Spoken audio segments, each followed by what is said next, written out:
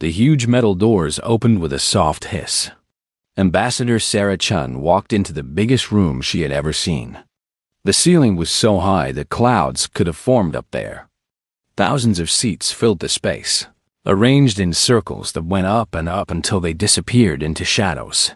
This was the Galactic Harmonium Council chamber. Today, like every 3 months, delegates from 847 different alien species would meet here. They would talk about trade, wars, and laws that affected trillions of beings across the galaxy. Sarah looked at her small team.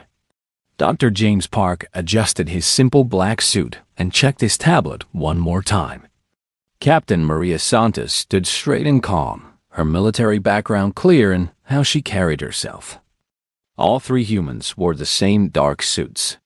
They looked very plain compared to the colorful robes, metal armor, and strange body coverings of the other delegates. A tall blue alien with too many arms pointed toward the back corner of the room. "Earth delegation, your seats are there," he said through his translator device. His voice sounded bored and slightly annoyed. Sarah nodded and led her team to their assigned spot. The seats were far from the center stage where the important discussions happened. Very far. Sarah had counted the rows on their first visit 18 months ago. They sat in row 847, the very last row. The message was clear. As they walked, conversation stopped. Hundreds of different eyes watched the humans.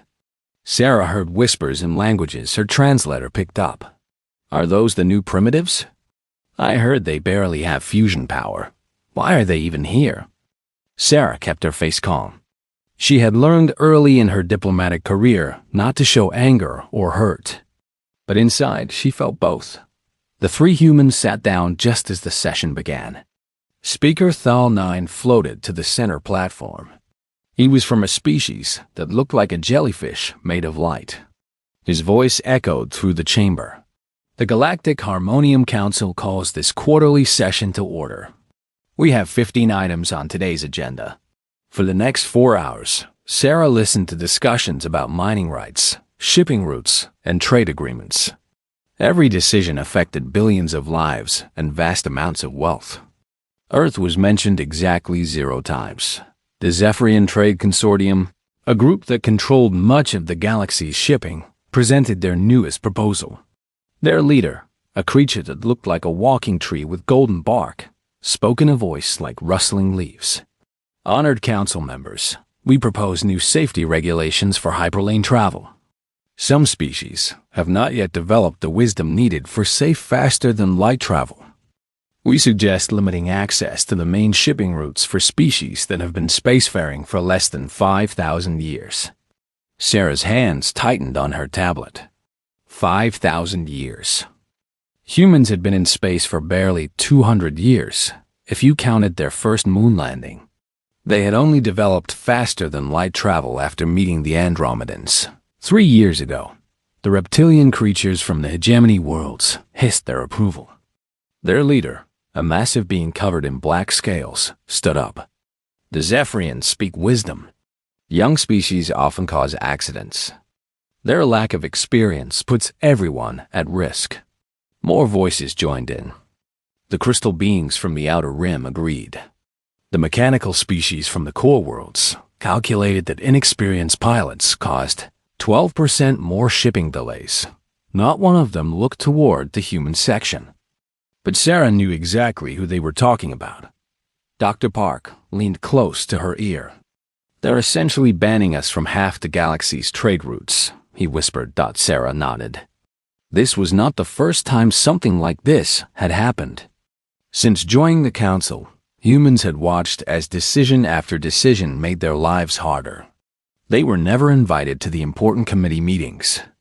Their trade proposals were politely ignored. When they offered to share human technology or knowledge, the other species smiled and said, "Perhaps later." Captain Santos shifted in her seat. Sarah knew what she was thinking. Santos had commanded Earth's newest warship, the one that had impressed the Andromedans enough to recommend humans for council membership. But here, no one cared about human military strength.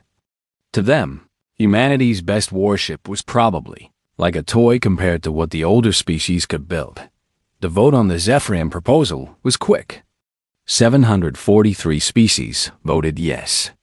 Only 3 voted no, and Sarah was pretty sure they voted no just to be polite to the humans. Passed by overwhelming majority, Speaker Thalnine announced, "The restricted hyperspace routes will take effect in 30 standard days." Sarah made notes on her tablet. Earth's government would need to find new shipping contracts. Their costs would go up by at least 40%. Some of their newest colonies would have trouble getting supplies. The session continued. The Vegan Republic presented new rules about planetary settlement. Again, the rules seemed designed to keep newer species from expanding too quickly. The Crystalline Collective talked about technology sharing agreements that somehow never included species that had joined the Council in the last 1,000 years. As the day went on, Sarah noticed something else.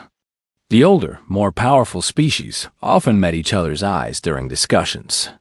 Small nods, slight gestures, tiny expressions that their translators did not pick up. These species had been working together for thousands of years. They had their own private language of looks and signs. Humans were not part of that language. They were observers, allowed to watch but not truly included. When the session finally ended, Sarah stood and stretched her back. 8 hours of sitting and listening to decisions they had no real voice in. As they prepared to leave, Ambassador Crix from the Dominion walked past their section. He was old even by his species standards, and his people lived for over 1,000 years. He paused and looked down at Sarah. "Ambassador Chun, I trust today's discussions were educational for your people," he said. His tone was the same one an adult might use when talking to a child about a grown-up conversation. "Very educational, Ambassador Crix," Sarah replied calmly. Good. Learning is so important for developing species." He smiled, showing teeth that were too sharp. "Perhaps in a few centuries, your people will be ready to contribute more meaningfully to our discussions." Sarah watched him walk away, surrounded by delegates from other powerful species.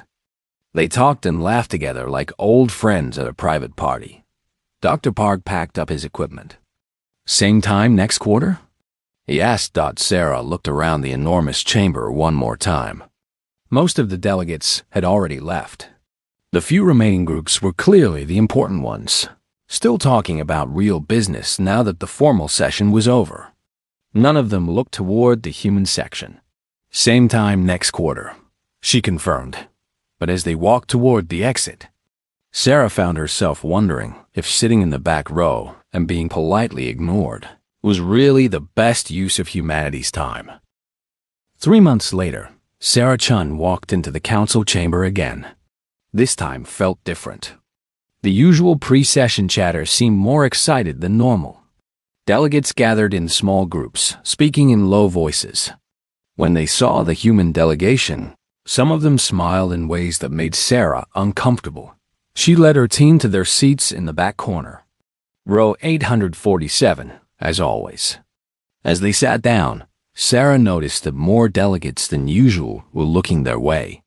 Not with the usual bored curiosity, but with something that looked almost like anticipation.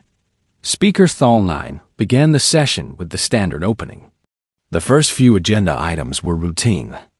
Mining contracts, shipping schedules, research agreements between allied species. Sarah took notes, but part of her attention was on the strange energy in the room. Then Speaker Thalnine announced the 7th agenda item. The Council will now hear Resolution 2847, presented by Ambassador Vex High of the Crimson Collective. The Developmental Species Protection Act. A creature that looked like a red-skinned humanoid with 4 arms stood up from the front section. Ambassador Vex High was known for his smooth voice and careful words. He was also known for proposing laws that always seemed to benefit the oldest and most powerful species. Honored members of the Council, Vex High began. We gather today to address a matter of great importance. The protection of species that are still developing their place in galactic civilization. Sarah felt Dr. Park tense beside her, The word protection in galactic politics usually meant something very different from what it sounded like. HFY continued. Some species join our council before they are truly ready for the responsibilities of galactic citizenship. In our desire to be inclusive, we sometimes expose developing cultures to challenges they cannot handle. This is not kindness. This is carelessness. The chamber was completely quiet now. Sarah could hear her own heartbeat. Therefore, the Crimson Collective proposes the Developmental Species Protection Act. This act would place certain newer species under protective mandates until they reach appropriate levels of technological and social development. HFY gestured to a holographic display that appeared above the center platform. Lists of species names appeared, with detailed charts showing their technology levels, population sizes, and territorial holdings. Species under protection would have their territorial expansion limited to their home systems.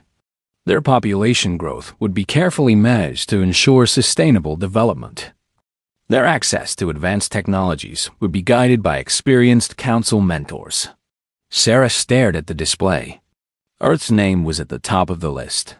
This protection would ensure that developing species do not harm themselves through rapid, uncontrolled growth.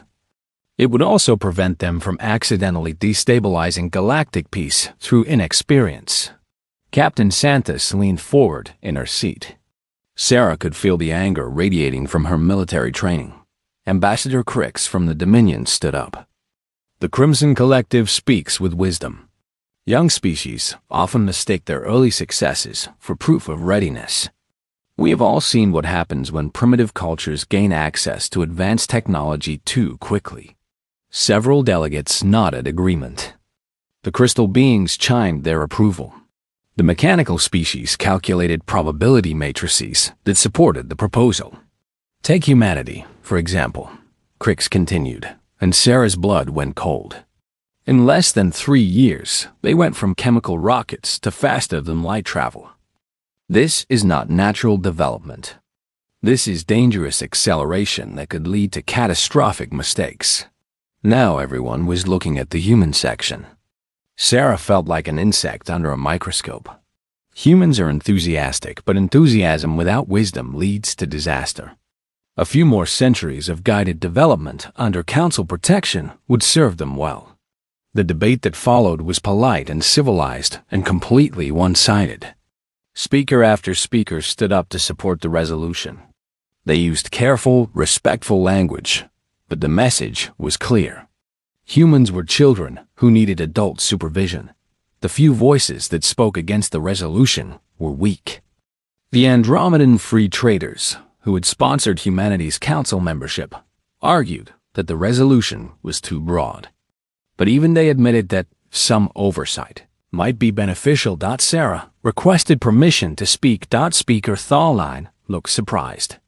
In 18 months of council membership, the humans had never requested speaking time during a formal debate. The chair recognizes Ambassador Chun of Earth. 3 minutes. 3 minutes. For a decision that would determine humanity's future in the galaxy. Sarah stood up. Her voice carried clearly through the chamber's acoustics. Honored council members, humanity appreciates your concern for our welfare. But we must respectfully object to this resolution. A few delegates laughed quietly. Others looked amused at the idea that humanity's opinion mattered. In the 18 months since joining this council, humanity has honored every agreement we have made. We have followed every protocol, respected every law, and contributed wherever we were allowed to contribute. Sarah paused, looking around the chamber. Hundreds of alien faces stared back at her with expressions ranging from boredom to condescension. Our technological advancement has been rapid, yes, but it has also been peaceful. We have not threatened anyone. We have not destabilized anything. We have simply grown quickly because that is what humans do when we are free to reach our potential. More quiet laughter rippled through the chamber. This resolution would cage us in our own star system. It would limit our population, like we are animals in a zoo. It would put other species in charge of our development, like we are children who cannot make our own decisions. Sarah's voice grew stronger as she spoke. We did not come to the galaxy seeking protection. We came seeking partnership. We came hoping to find peers who would challenge us to grow and learn. Instead, we found a system that wants to keep us small and controlled. Ambassador Crick stood up. Young Ambassador Chun, your passion is admirable. But passion is exactly what makes your species dangerous. Older civilizations have learned the value of patience and careful planning. These are lessons humanity has not yet learned. Several delegates nodded agreement. Elder Morpheus from the Vegan Republic added, young species often mistake ambition for capability. Humanity's role should be to observe and learn, not to presume equality with civilizations that ruled the stars when your son was young. The vote was called. Sarah watched as the numbers appeared on the main display. 743 votes in favor. 4 votes against. The Developmental Species Protection Act had passed by overwhelming majority. Speaker Thal 9 made the announcement official. Resolution 2847 is hereby adopted. Implementation will begin in 30 standard days. Sarah stood slowly. Dr. Park and Captain Santos stood with her. The chamber was mostly quiet now, with delegates beginning to pack up their materials for the next agenda item.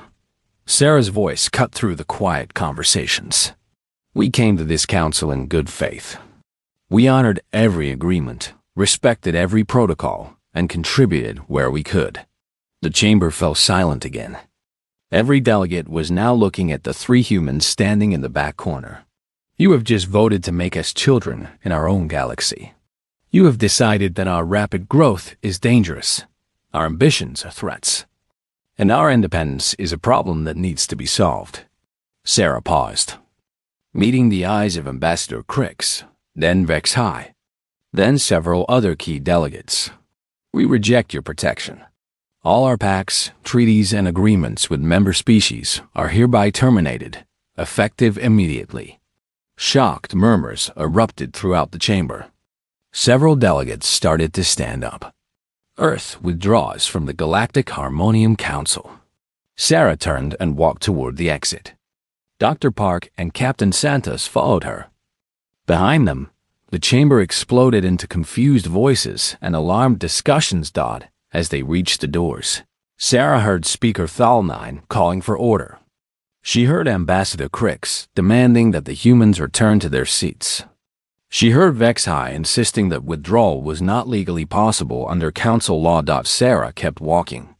The heavy doors closed behind them with a soft hiss. For the first time in 18 months, the humans had made a decision that surprised everyone. 6 hours after the human delegation walked out of the council chamber, Station Commander Zektar received the first emergency report. His 4 eyes scanned the data. Pad while his security team stood at attention. In the command center of Council Station Prime, all human personnel on level 847 have disappeared, reported Lieutenant Vash, her scales rippling with nervous energy. We have security footage of them entering their quarters after the session, but no footage of them leaving. Commander Zektar frowned. Disappeared? Check the transport logs. They probably took a shuttle back to human space. That's the problem, sir. No shuttles have left the station. No transport ships have departed. According to our records, all 17 humans stationed here are still on board. But we cannot find them anywhere. This was strange, but Zektar had dealt with stranger things in his 30 years of station security. Run a full scan of the station. Check every room, every corridor, every storage compartment. Already done. Sir, twice. They are simply not here. Zektar was about to order a third scan when his communication system chimed with an urgent priority message. Then another. Then dozens more, all coming in at the same time. The first message was from Mining Station, Cap 7. All human technical advisors have vanished. Fusion reactors shutting down. requesting immediate assistance. The second was from Trade Hub Nexus. Human logistics coordinators missing. Shipping schedules in chaos. Need replacement personnel immediately. The third was from Research Facility Omega. Human scientists gone. Computer systems failing. Unknown cause. Zektar stared at his screen as more messages flooded in. 17 different stations and planets, all reporting the same thing. Human personnel had simply vanished without a trace. Lieutenant Vash, contact the Council Emergency Command. This is bigger than a station security issue. But as Vash tried to establish communication, she discovered the first major problem. The quantum communication network that connected all Council facilities was down. Not damaged, not offline for maintenance. Down. In the Council chamber. Speaker Thal 9 was trying to restore order after the human departure when his personal aide approached the platform. Speaker, we have urgent reports coming in through backup communication channels. There are problems throughout Council space. What kind of problems? Power failures, communication blackouts, system malfunctions, all related to human-designed or human-maintained equipment. Speaker Thal 9 felt a cold chill run through his crystalline body structure. How much equipment did humans design or maintain? His aide's response made the situation clear.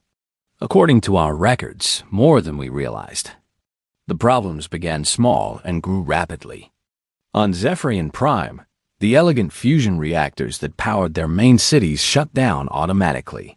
These reactors had been gifts from humanity, offered during trade negotiations 2 years ago. The Zephyrians had accepted them because human fusion technology was surprisingly efficient, though they had assumed it was just a lucky development by a primitive species. When Zephyrian technicians tried to restart the reactors, they discovered something alarming. Every critical component was locked behind quantum security barriers. The barriers responded to specific genetic markers and brain patterns. Human genetic markers and human brain patterns. On the crystal worlds, the quantum processors that managed interstellar communication had stopped working. These processors had been quietly upgraded with human-designed efficiency protocols over the past year. The crystal beings had approved the upgrades because they improved system performance by 40%. Now, they realized that the improvements came with dependencies they had not understood. Every time a Council technician tried to access the human-modified systems, they encountered the same problem. The systems recognized their genetic patterns as unauthorized users and shut down completely. The financial implications hit within hours. The galactic stock markets crashed as traders realized that a significant portion of interspecies commerce relied on human logistics companies. These companies had seemed small and unimportant when they first appeared, but they had quietly become essential parts of supply chains across Council space. Human shipping companies had somehow found ways to move cargo 20% faster than established firms. Human financial services had processed transactions with near-zero error rates. Human technical consultants had solved engineering problems that had puzzled other species for decades. Now, all of it was gone. Ambassador Crix rushed to the human embassy, hoping to find someone to explain what was happening. The building was unlocked, but completely empty. Every human staff member, from the ambassador's personal assistant to the maintenance workers, had vanished. In Ambassador Chun's office, Crix found a single data crystal sitting on the desk. A note beside it, written in perfect galactic standard script, said, "For the Council's educational purposes." Crix inserted the crystal into the office's computer system. What he found made his blood run cold. The crystal contained detailed files on every Council member species. Not just basic information that any diplomat might gather, but deep intelligence about military capabilities, resource locations, technological vulnerabilities, economic dependencies, and political weaknesses. The file on the Dominion, Crix's own species, contained information that should have been impossible for outsiders to obtain. Details about their classified weapons research, the location of their secret mining operations, Even transcripts of private conversations between Dominion leaders. Every species in the council had a similar file. The humans had been watching, listening, and learning far more than anyone had realized. But the most disturbing discovery was in a file labeled Council Analysis. This file contained a complete breakdown of how the galactic government actually worked. It identified the real power structures behind the formal democracy, the secret agreements between old species that excluded newer members, and the economic systems that kept developing species dependent on established powers. The analysis was brilliant, thorough, and completely accurate. It also made clear that humanity had understood exactly what kind of organization they were joining from the very beginning. At the bottom of the analysis was a single paragraph that made Crix's hands shake as he read it. The Galactic Harmonium Council is not a government of equals. It is a system designed to maintain the power of established species while giving newer members the illusion of participation. The Council does not seek to help developing species grow. It seeks to keep them controlled and dependent. Humanity's options are to accept permanent subordination or to reject the system entirely. As emergency sessions convened throughout Council space, the scope of humanity's integration became clear. In just 80 months, humans had quietly woven themselves into critical systems across the galaxy. They had not done it through force or deception, but through simple competence and reliability. Species had hired human technicians because they solved problems efficiently. Governments had contracted human logistics companies because they delivered results. Research facilities had invited human scientists because they contributed valuable insights that no one had realized. That this integration was strategic until it was too late. The communication blackout lasted 3 days. When systems finally came back online, they worked normally except for one thing. Every human-designed improvement, every efficiency upgrade, every innovative solution was gone. The systems worked, but they worked at their old, slower speeds. Trade routes that had become dependent on human coordination experienced massive delays. Colonies that relied on human-maintained fusion reactors faced power shortages. Research projects that included human scientists found their data encrypted with codes that no one could break. On the 4th day, after humanity's withdrawal, the Council received a single message from the Sol system. It was brief and sent on all communication channels. If you wish to treat us as children, we will behave as children do when placed in timeout. We will play by ourselves. The message was signed by the Terran Colonial Authority, an organization that no Council intelligence service had ever heard of before. As reports continued to flow in from across Council space, one fact became unavoidably clear. Humanity had not been the primitive, dependent species that the Council had assumed. They had been quietly evaluating galactic civilization while appearing to learn from it, and they had found that civilization lacking. Ambassador HFY, who had proposed the resolution that triggered this crisis, sat in his office staring at shipping reports that showed the Crimson Collective's economy in chaos. Their trade networks, which had depended heavily on human logistics coordination, were collapsing. For the first time in his long political career, HFY wondered if he had made a serious mistake. 3 weeks after humanity's withdrawal, the emergency council session was interrupted by an urgent alert. Long-range sensors had detected massive construction activity throughout the Sol system. Admiral Crush of the Combined Fleet Command stood before the assembled delegates, his insectoid features clicking with nervous energy. Honored council members, our surveillance ships report unprecedented industrial expansion in human space.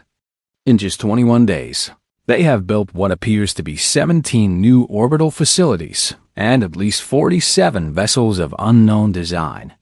Ambassador Crix leaned forward in his seat. 47 ships? That's impossible. 3 weeks ago, humans had fewer than 12 interstellar vessels total. That was our assumption, Ambassador. Our assumptions appear to have been incorrect. Admiral Kresh activated the holographic display. Images appeared showing human space from long-range sensor scans. The Sol system, which had been relatively quiet during humanity's council membership, now buzzed with activity. Massive ring-shaped structures surrounded several planets. Ships moved between these structures in organized patterns that suggested military precision. Most disturbing of all, the ships were not the crude, bulky vessels that humans had previously used. These were sleek, fast-looking craft that seemed to bend light around their hulls. "How fast are these new ships?" asked Elder Morpheus from the Vegan Republic. Admiral Kresh's antennae twitched uncomfortably. "Unknown, Elder. They appear and disappear from our sensors without using detectable faster-than-light signatures. Either they have developed new propulsion technology, or what, Admiral? Or they always had better technology than they showed us." The chamber fell into uncomfortable silence. The implications were troubling. If humans had been hiding their true capabilities during their council membership, what else had they been hiding? Speaker Thalnine tried to restore order to the discussion. "Admiral, do these ships pose a threat to council space?" "Unknown, Speaker. But yesterday, we detected 3 human vessels at the edge of Zephyrian territory. They made no hostile moves, but their presence was concerning." Ambassador Vex High of the Crimson Collective stood up. His red skin had darkened to a deep crimson, a sign of anger in his species. "This cannot be allowed to continue. Humanity withdrew from our authority, but they cannot be permitted to destabilize galactic peace through reckless expansion." Several delegates voiced agreement. The crystal beings chimed their support. The mechanical species calculated that unchecked human expansion posed a significant risk to established territorial boundaries. "I propose immediate action," Vexai continued. "We must send a fleet to the Sol system to ensure compliance with galactic law. Humanity may have left our council, but they cannot leave our jurisdiction." The debate that followed was heated. Some delegates argued for diplomatic contact first. Others insisted that humanity had forfeited their rights to negotiate by withdrawing from the council. In the end, fear won over caution. The vote was closer than usual, but it passed. A combined fleet would be dispatched to Sol System to ensure compliance with interstellar law and galactic stability. Admiral Kresh was given command of 60 ships from 7 different species. The Crimson Collective provided the heavy cruisers. The Dominion sent their best battleships. Even the usually neutral crystal beings contributed vessels to the fleet. The fleet departed for human space 2 days later, confident in their overwhelming superiority. 60 ships represented more firepower than most small wars required. It should have been more than enough to deal with a species that, 3 weeks ago, barely had a dozen interstellar vessels. The fleet never reached the Sol System, Admiral. Kresh's last transmission came from the edge of human space. "We have encountered unknown vessels. They are everywhere. How did they get behind us?" All ships take defensive positions and then silence. For 6 hours, the council heard nothing. Emergency long-range scanners showed no signs of battle, no debris fields, no energy signatures that would indicate a fleet engagement. The 60 ships simply vanished. When communication was finally restored, it came from an unexpected source. Admiral Kresh himself, transmitting from what appeared to be an asteroid station in neutral space. "Council Command, this is Admiral Kresh. My fleet is safe and unharmed. We are currently guests of the Terran Colonial Authority." The word guests sent chills through the council chamber. Kresh continued his report. "We were intercepted by human vessels approximately 4 hours from the Sol System. We attempted to maintain formation and proceed with our mission. But," his voice trailed off. "Continue your report." "Admiral," demanded Speaker Thalnine. "Speaker, they disabled our ships without firing a single weapon. I don't know how they did it. Our engines simply stopped working. Our weapons powered down. Our life support systems continued normally, but everything else became inoperative. Ambassador Crix interrupted the transmission. "Admiral, how many human ships did you encounter?" There was a long pause before Kresh answered. "I'm not sure, Ambassador. They seemed to be everywhere at once. Our sensors detected at least 200 vessels, but they moved in ways that should not be possible. They appeared and disappeared as if they were stepping in and out of normal space." The council chamber erupted in confused discussions. 200 ships? Where had humans gotten 200 ships in 3 weeks? "There's something else," Admiral Kresh continued. "They returned our weapons in faster-than-light drives, but they disassembled them first. Every component is here, arranged in perfect order on the asteroid surface. They want us to see exactly how they took our ships apart." Speaker Thalnine tried to process this information. "Admiral, are you saying they disabled 60 Council warships and then disassembled your weapons as a demonstration?" "Yes, Speaker. And they did it without harming a single crew member. They even provided food and medical supplies while they worked on our ships." The implications were staggering. This level of technological superiority should not have been possible. 3 weeks ago, the best human warship had been roughly equal to a Council patrol vessel. Now they were disabling entire fleets like they were training exercises. Over the following days, more disturbing reports arrived. Independent cargo ships reported encounters with human vessels throughout neutral space. The humans made no aggressive moves, but their presence was unmistakable. They were everywhere, moving freely through regions where they had never been seen before. Trade routes that had struggled since humanity's withdrawal began experiencing new problems. Not attacks or raids, but subtle disruptions that showed an intimate knowledge of how galactic commerce actually worked. Shipping schedules that had been optimized by human logistics companies began failing in cascade patterns.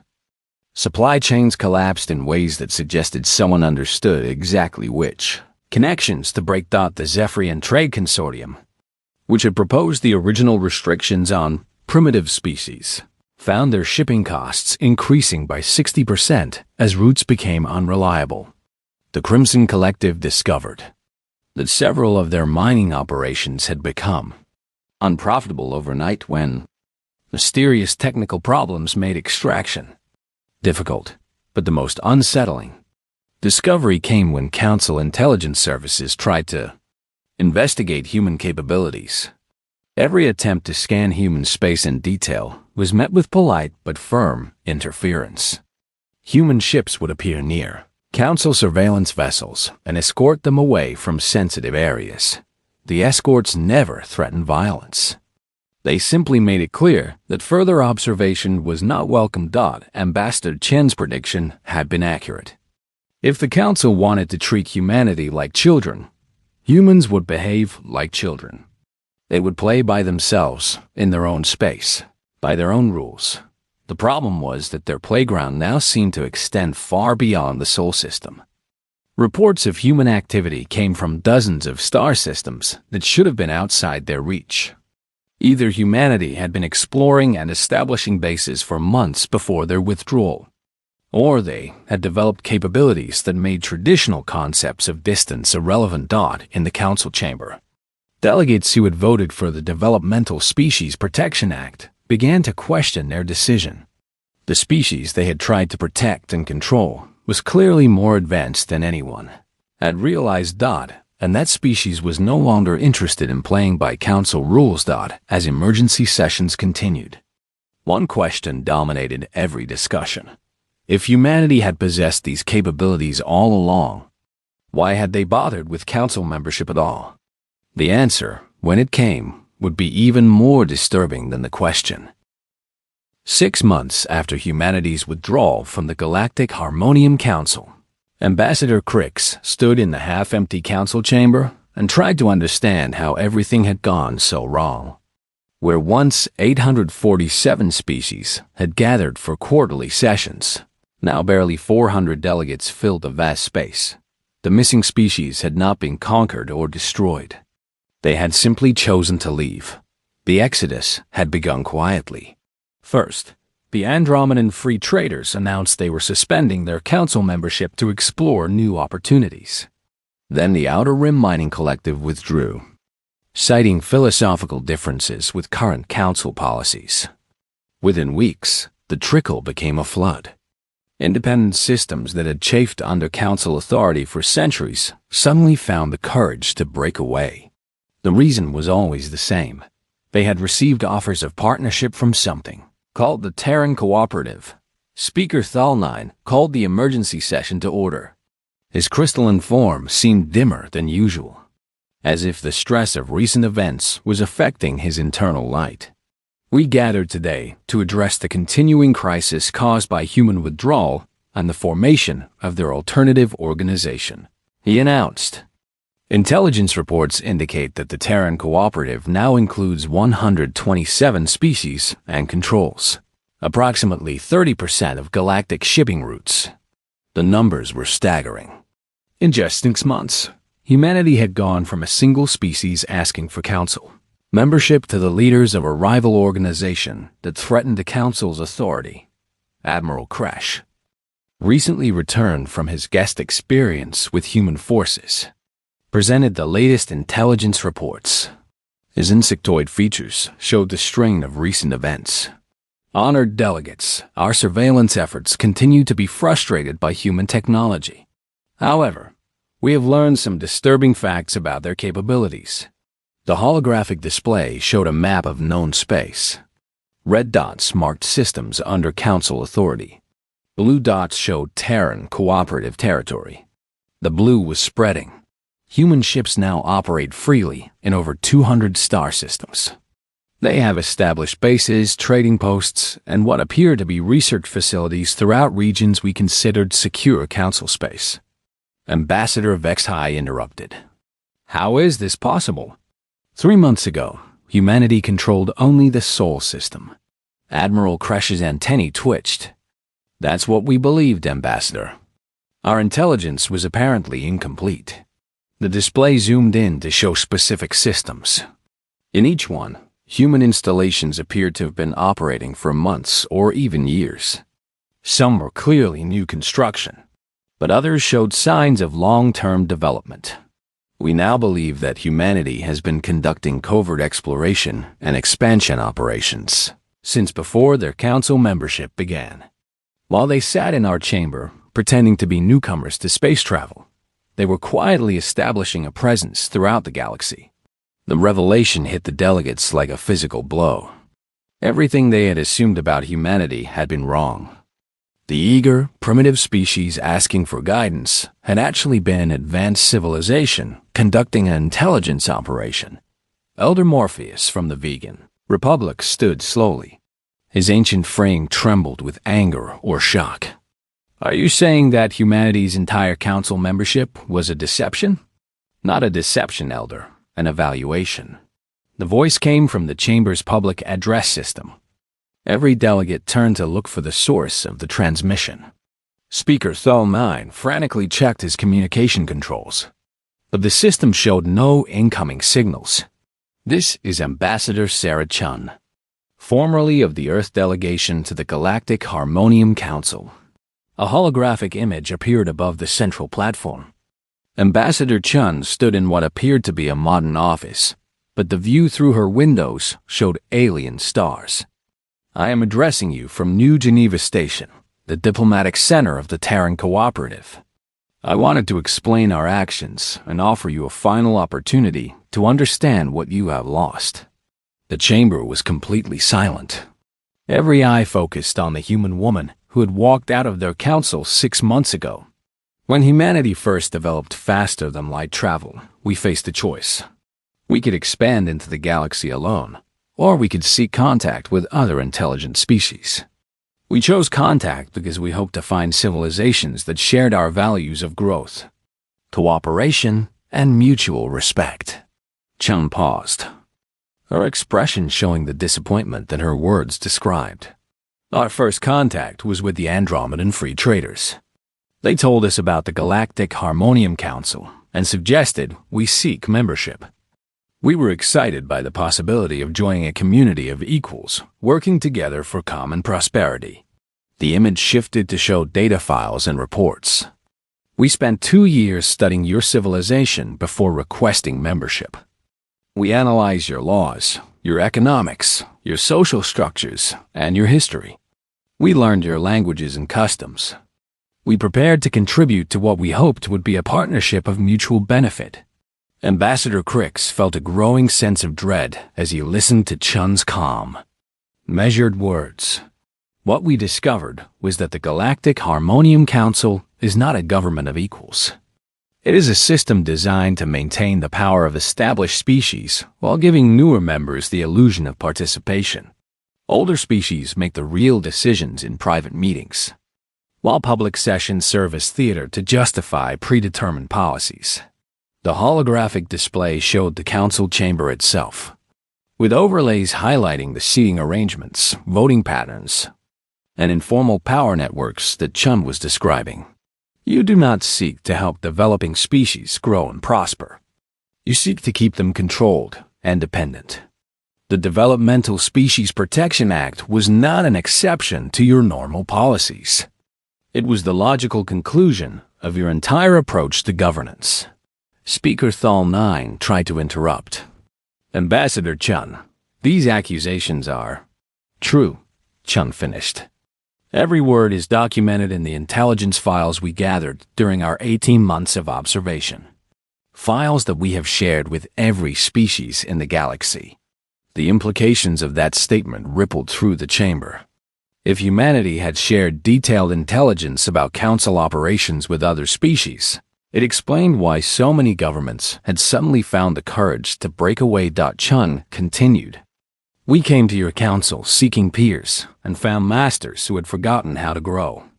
We offered partnership and were given condescension. You mocked Earth's potential while we quietly surpassed your achievements. The holographic display showed images of human technology, ships that move faster than anything in council space, fusion reactors more efficient than the best council designs, computer systems that processed information in ways that seemed impossible. We withdraw not in anger, but in disappointment.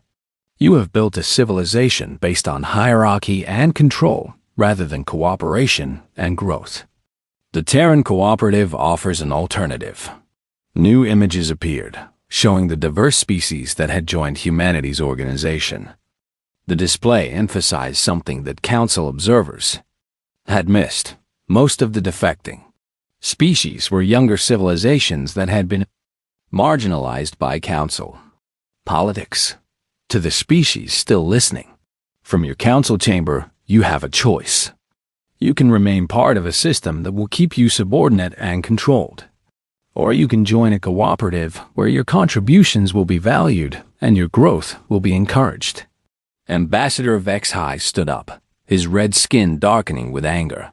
You cannot simply steal our members with promises and propaganda. Chun's expression remained calm. We are not stealing anyone, Ambassador HFY. We are offering them the opportunities that your council denies. Free trade without restrictive regulations. Technology sharing without patronizing oversight. Territorial expansion without artificial limitations. And if we refuse to recognize your authority? You already do not recognize our authority, Chun replied. That was the point of our withdrawal.